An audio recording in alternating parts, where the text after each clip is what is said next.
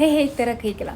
Oleme varem rääkinud terevilja kanavabadest toitudes, aga täna võtame ette ühe väga levinud allergeen ja see on gluteen. Mis see täpselt on, miks see võib koerale muresid tekitada ja millised gluteenivaba valikud meil huustes pakkuda on, vaatame lähemalt. Gluteenivaba toit on päästerengas koertele, kellel on toidutundlikkus, sügelus, sagedased kõhuhädad või karvaprobleemid. Gluteenivabas toidus ei ole nisu, otra ega. Meil Eestis valik on päris lai ja suur ning aktiivsetele koertele soovitame Opus Farm, mis on gluteenivaba ning teraviljavaba. Kutsikatele soovime Valp Plussi, retsept, mis on nisuvaba, mida soovitakse tundliku seedusüsteemiga või gluteeni talumatusega kutsikatele või ka soovitame Sensitive Valp Digest, see on lambalihaga.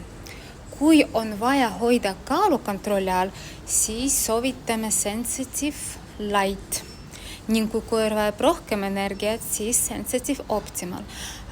Mõlematel valem, mille aluseks on kana ja riis. Ja meie FlexCare sari toetab liigeseid ning kutsikatel kui seeniridel. Valem, mille aluseks on kalkun ja riis. Lisaks FlexCare papitootel on lisatud ka lõhe. Aga ärge unustage meie märktoite. Meil on maitsvad pašteedid, veise, kana ja lambalihaga nii kutsikatele kui ka eakatele.